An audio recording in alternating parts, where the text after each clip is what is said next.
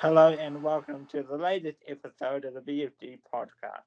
Today we are back with part two of our interview with Wellington Phoenix General Manager David Dome, and we are here today with also our Flight of the Next Facebook group members Jonathan Higger and Denise Duffy. Welcome to you all.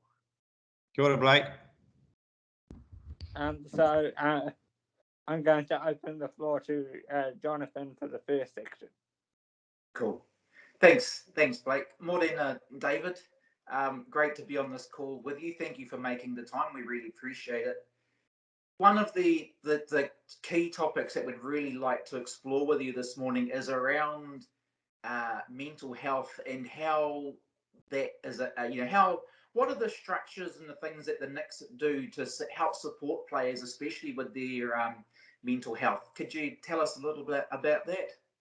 Yeah, I mean, it's certainly a hot topic at the moment, Jonathan, with everything that's going on. More so, especially for us in the last couple of seasons, given relocation, being away from family and friends. We've obviously been involved in the space in the past. We've had a relationship with Mental Health Foundation, and we did that. I don't know if you remember that purple strip, but that was a Mental Health Foundation strip, and that was really the club's recognition that it is the greatest, social challenge in front of New Zealanders at the moment, and how we respond to that. So we want to be part of the solution, not part of the problem, of course. So there certainly is that, and we put some processes in place when we did that with Mental Health Foundation. So we had some structures that they sent to us that we put in front of staff and players. So there's helplines to ring, resources to access if required. There's also a pretty good program that the union puts in place, the Professional Football Association Union, really good. So we have Helen Regan, who is our conduit there. There are some support services that those guys that the union runs through both the teams, which is very useful. And then specifically in terms of the relocation, with the men's team over the last couple of years, we've encouraged family to travel with the players to make it as normal as possible, which the club has financed. And where the players had partners or family, then we flew the partners over and then flew them back in time for school. Try and keep it as much as as normal as possible. And that specific challenge that we had when they're away from home, which is only one of the challenges, of course. Mental health goes much broader than that. And with the women, we had a specific person that we had there, which was a sort of a mentor type role. And to be fair, I think a lot of the support that the women had, they did internally anyway. I think you've heard Gemma talk about the role that Lily played and as a bit of a mentor for the players. And then we had someone over there, like I say, we had someone over there as well who we specifically put in place for mental health and support services, which is very, very useful because she's quite skilled in that space. So we continue to work in that area.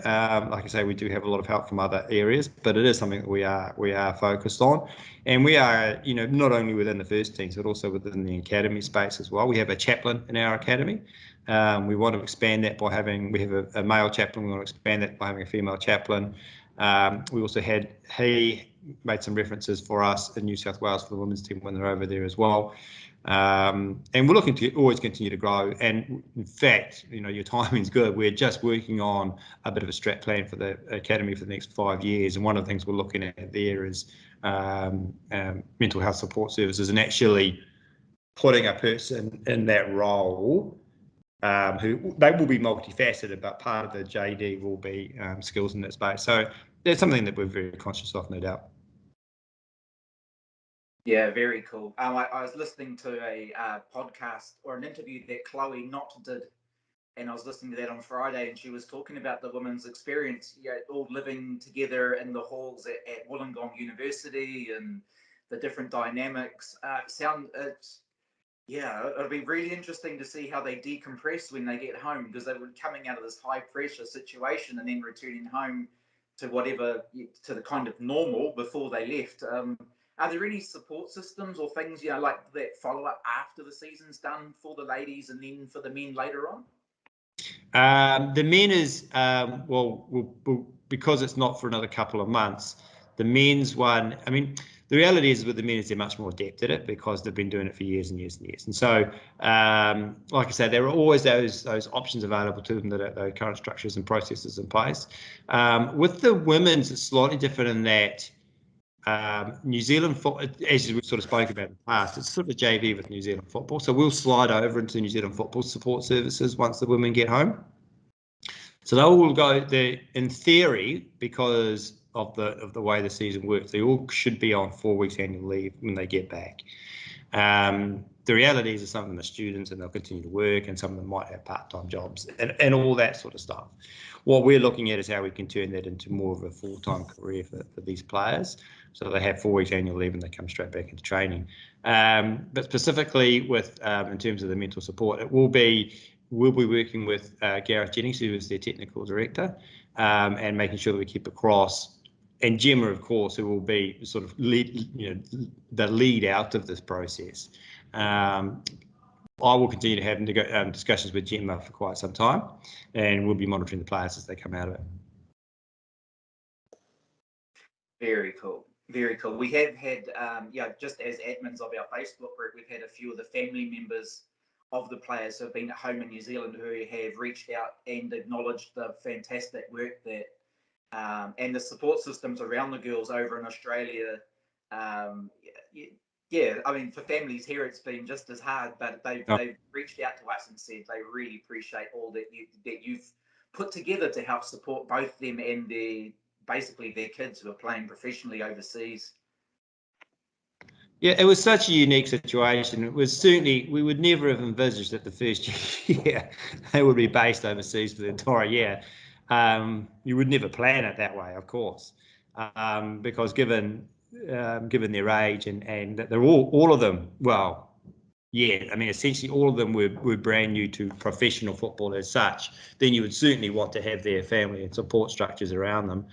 But as you know, it was either we did it this year or we missed that opportunity, and we didn't really want to miss that opportunity. And I've been absolutely thrilled by how they've dealt with it. It's certainly not being, it's certainly not being a challenge in terms of managing the players. Do you know what I mean? They've done everything right. They've trained hard. They've worked hard. They've been very focused, and they've been great ambassadors for not just for the club but for the league as well. And you've seen that in the media in Australia and in New Zealand. So I've been very, very thrilled, and I think they've done so well.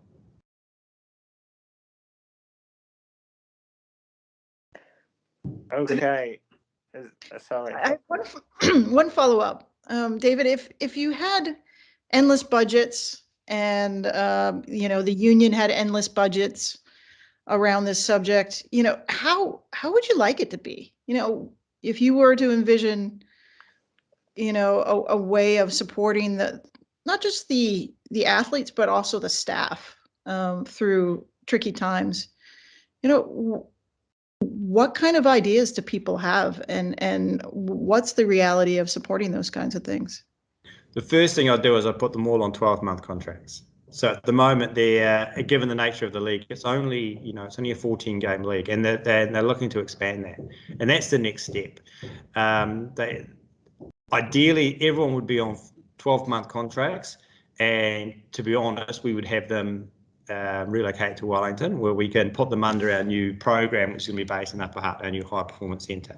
That will give us the best chance to be able to support them mentally and physically, because in that situation, it gives them certainty. It gives certainty of salaries, certainty of their program, what they're going to be doing day in, day out.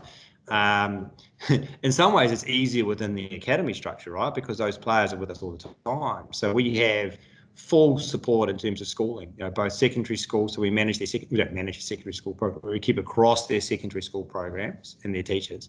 And we have an AUT tertiary program, which we run actually in the academy, within the academy, so that these players are with us the whole time. And that way it's actually much cleaner in terms of managing them and understanding them, where they come, and understanding the player. And the academy keeps excellent notes in terms of, like, for example, they do wellness every morning. So every morning they get up and they have to fill out on their phones, how do they feel today, which is not just physical, but mental as well. So it means, like, on a day-to-day level, we know how every player is doing. And if there is an intervention required, then we can see it through that monitoring service. So that's ideally how you'd like it to be with the women and with the staff, because you want them to be 12-month contracts based in Wellington, where we are running the program, 100% of the time. And then you can keep across them and you can do the wellness apps and all that sort of stuff. So that would be the first chance. And certainly, like I said, we'd like to build out the support structures like we do in the academy, where we have this. He's not part-time, but he's certainly around the academy a lot, this chaplain, and you'd like to be able to have someone full-time like that within the camp, within the club.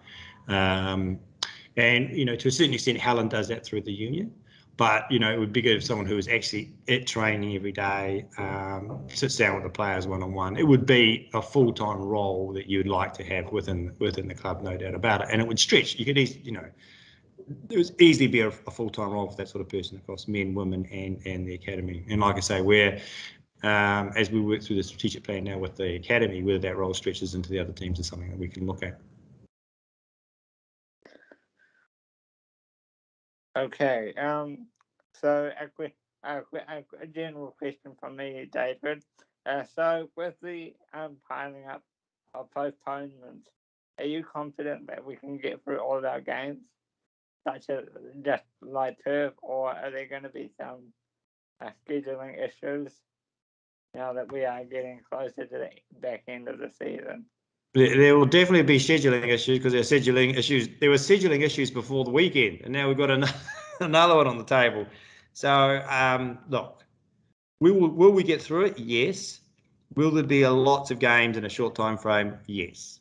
So we've played 12 games of a 26-game season. We're not even halfway through, Blake. That's the issue. We're not even halfway through, and we're at the beginning of March already. So we've had so many postponements. So we now have to play essentially 14 games in 2.5 months. And there's not that many weekends. So inevitably we're going to be playing midweek for a lot of those. I guess part of the positive is, there's positives and negatives and everything, of course, but WA is now opened up, so you can get teams in and out of Australia, in and out of Perth, which is good and it's bad because we now have to travel to Perth, whereas previously Perth games were in Tasmania or New South Wales, which was advantageous. Now we've got to get on. It's a 5-hour flight from New South Wales over to Perth, so it's quite a long way. And of course, we're still very hopeful, and that's one thing we're working on now, is trying to get games in New Zealand. So. And even if it's a 10% chance, we want to try and work towards it. So the plan is to schedule as many home games that we've got left, which is probably 4 now in end of April. That gives us the most chance for the government to drop us out of red light into orange light, and then we can have open stadia. Now we're now relatively confident that we can get people in to New Zealand, Australians and New Zealanders and foreigners, as a sports team, and that they can come in and train and play games. But the issue is that, it's pointless if you're going to only have 100 people there. So if now 50% of the job is done in terms of getting them in. Now, if we can get out of red light down to orange light, then, that would be fantastic. And then we're away. But it still means a lot of games in a very short period of time. And the issue, of course, is there's not a massive squad depth in any of the A-League teams. It's not as if you have 30, 40 players that you can call on. We've got 22, 23 players, and that's about it. We lose the All Whites as well throughout the window, both inside and outside the window. So we've worked with New Zealand Football, and we said that we will release some of our players outside, because the World Cup qualifiers, like 1 week's in the window and 1 week's outside the window.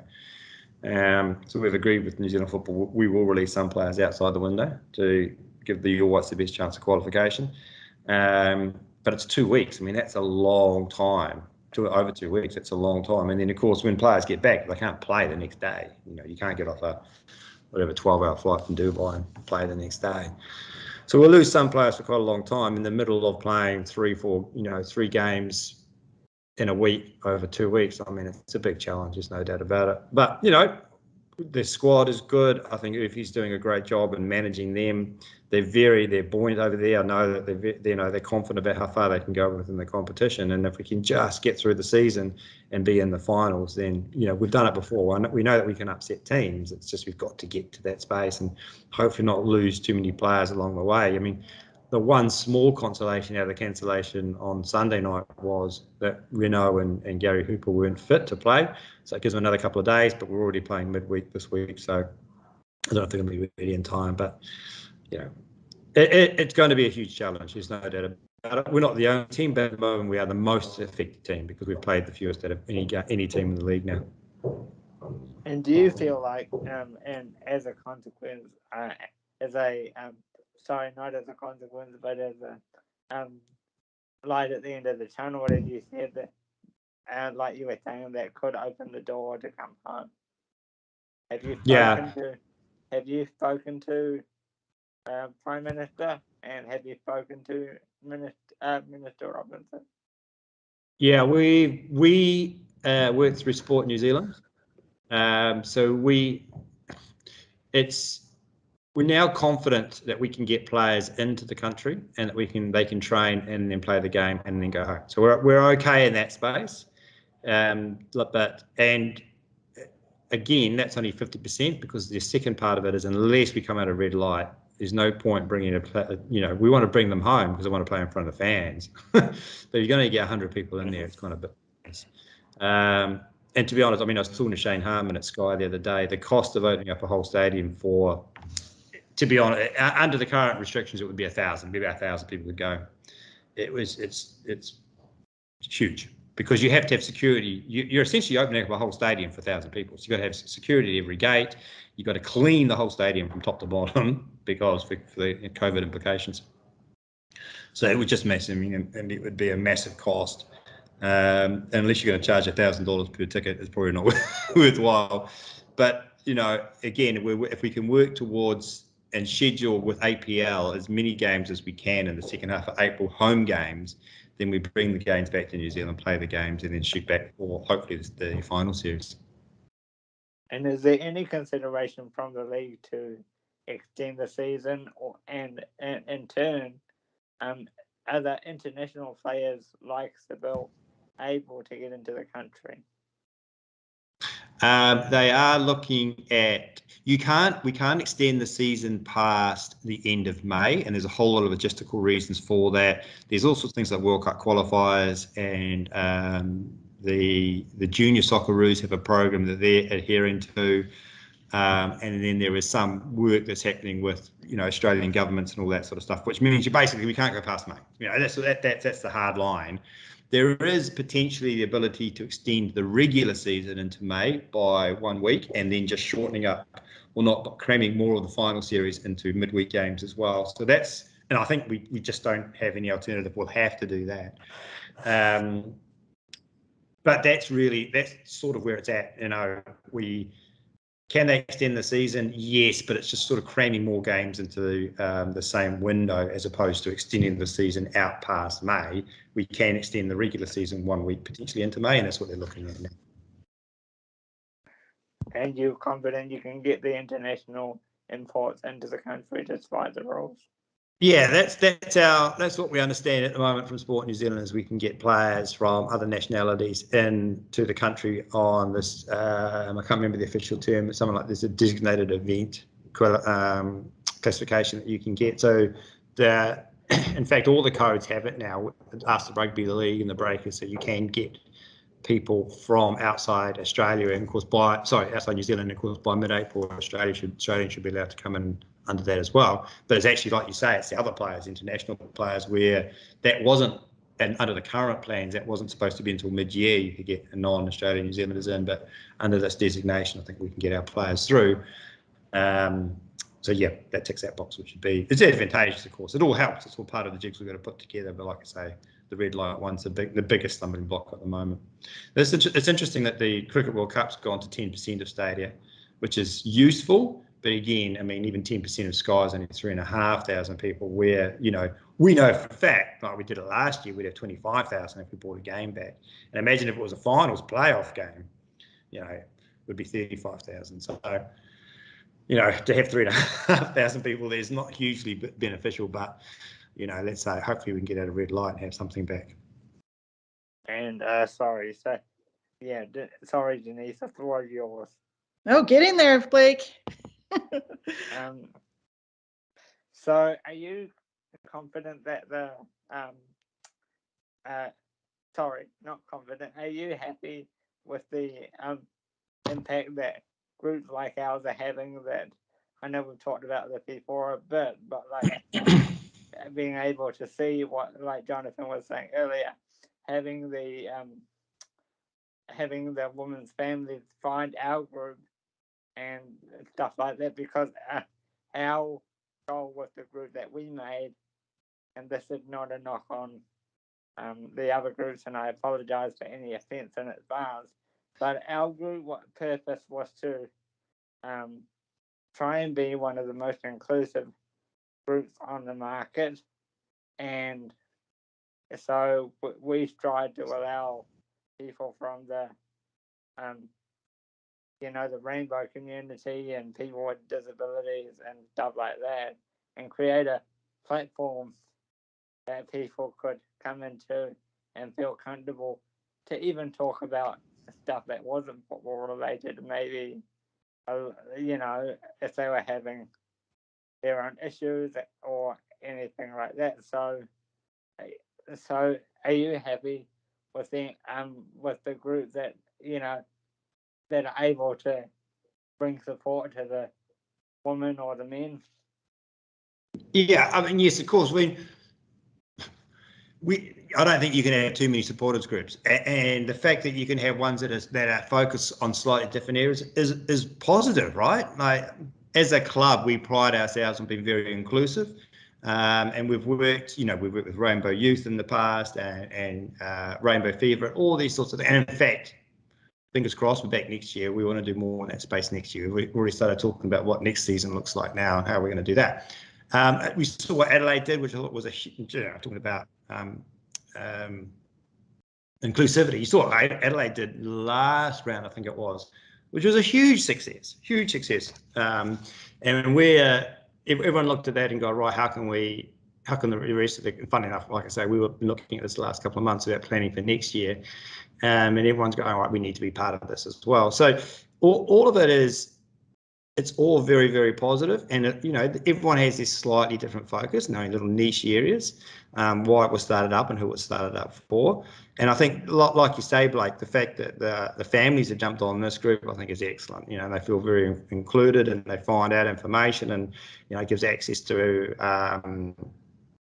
the club in a different way. Because the official channels are all very well and good, but it is the official channels, right? And you want other ways for people to be able to access the club outside the official channels, because you can have opinions that the club can't have as independents and as fans, and it's one of those cases like, we can say, well, you can say that, but we can't possibly comment, and that's all positive, and it all adds to the rich variety that is football. And football is football. Everyone plays it all around the world. There are so many different varieties of football now, and it's all positive. And of course, as a club, we want to embrace all of that and be a part of as much of that as we can. And what you've seen, that little corner of yellow, what they've done over there, in the absence of Yellow Fever being able to have a formal presence over there, in the absence of any fans, really, to be honest. I mean, they built something from scratch over the last couple of years when the men turned up, and now they've got their own little band, little corner of yellow over there, and we hope that kicks on so that we play our away games over there going forward. That those guys turn up and become like a home away from home when we play at Leichhardt. Whenever we play, they're essentially New South Wales based. But when we play New South Wales away games, that those guys turn up, and it's all adds to the rich variety and the depth of the club. And I couldn't be happier with how these little shoots have started up. I think mainly because the club has had to relocate, but there's been a lot of really interesting things that come out of the woodwork because of the necessity of being able to keep in contact over when we've been playing in a foreign country or in a different country to our home country. So no, it's been excellent, and I've been really thrilled by how these little shoots have come out.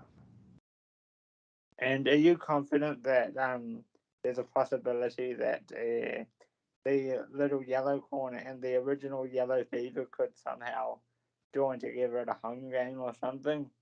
That'd be cool. How cool would that be? I mean, Yellow Fever, I've got to be, I mean, I've said it a lot of times, I'm a big fan of Yellow Fevers. I think what they do is excellent. They make football at Wellington Phoenix games what football is. They do the singing and the chanting and the colours and the shirts off for 10 minutes to go, all that sort of stuff. That's Yellow Fever. That's not the football club. That's not Wellington Phoenix. And we just try and aid and abet that as best as we can to make it work.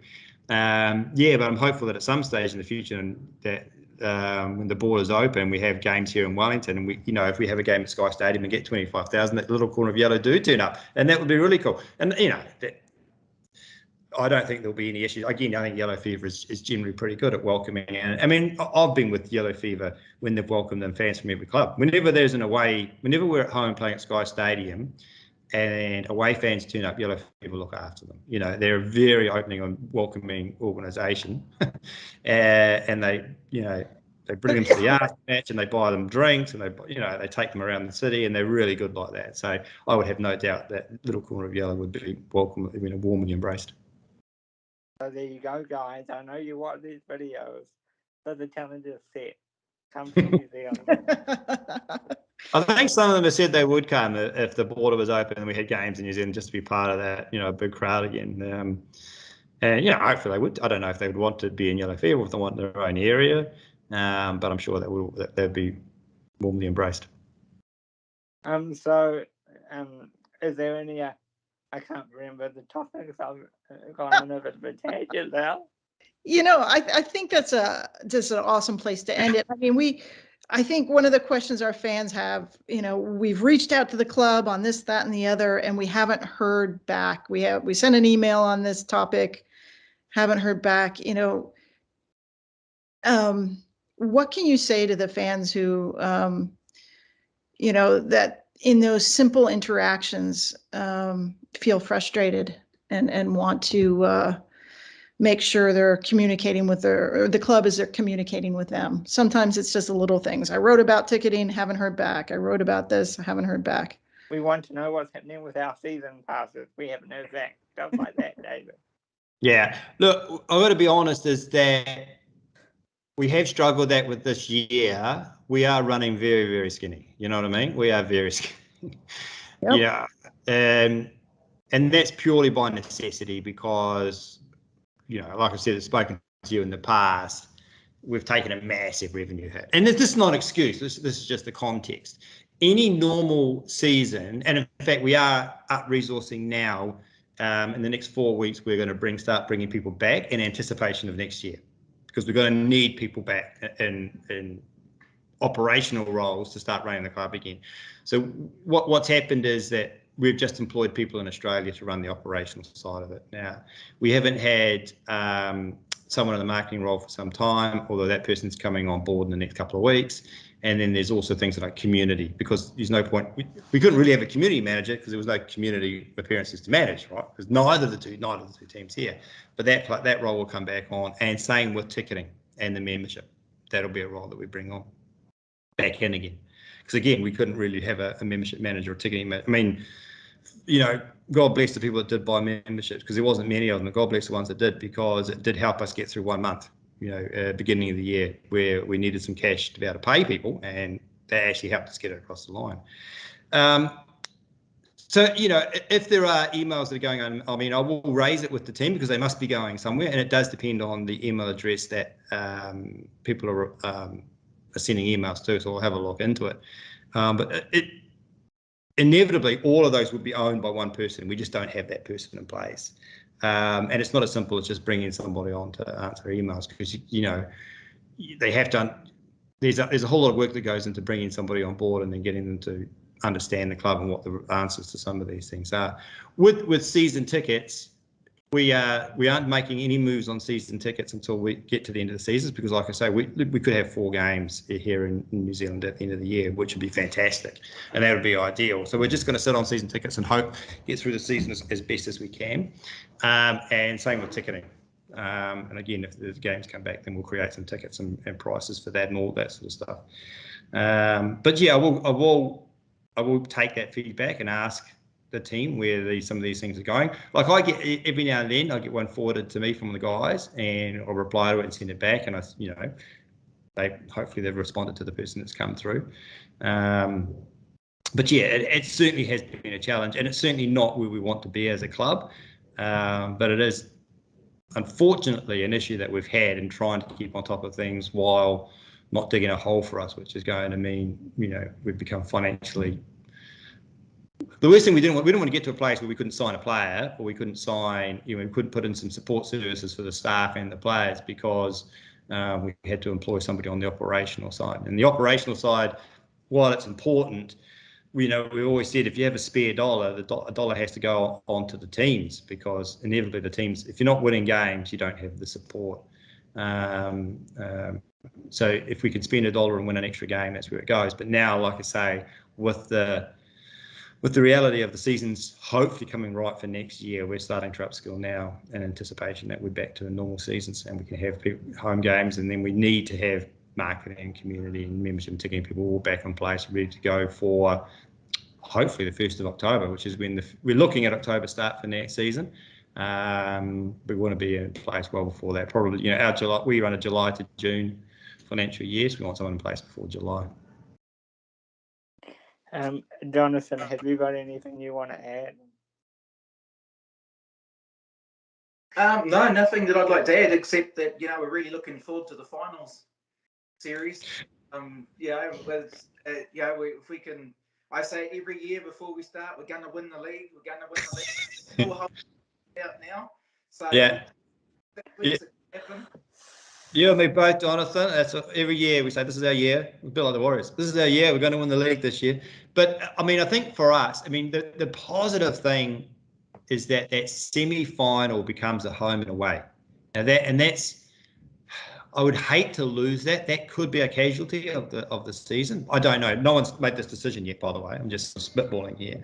But in order to get it in, you might lose second leg. But if we're in the semis and we have a home semi, well, I back ourselves to have 35,000 here, and walking away with a 3-0 win for a second leg over there. Do you know what I mean? I think it would be fantastic, and it's nothing less than the fans deserve after the years, 2.5 years of the men and 1 year of the women. It's nothing less than they deserve, and it will be something to repay all the faith and the support. But it's just. I just wish we would know, and there's some certainty, because it's so hard to plan for anything. I mean, March now, you'd potentially be selling it if you knew there was going to be those games. You could at least start building it. But it's just we're in that situation where until those borders open, until we come out of the red light, it's a little bit of a, just got to wait and see. But yeah, I mean, how great, how fantastic. And even if we get games back here at the end of April, I mean, that 24,500 we had last year at Sky Stadium was one of the greatest games the Phoenix ever played. And what a result! I mean, great day, great weather, perfect result, great goals. Just everything went right. And we could repay some of the faith that the fans had. I just hope we can do that again this year. And well, if there's anything more we'd like to add, I would like to thank David for joining us again, and for you guys watching the video, don't forget to like, subscribe, and turn on the notification bell, and we'll see you on the next video.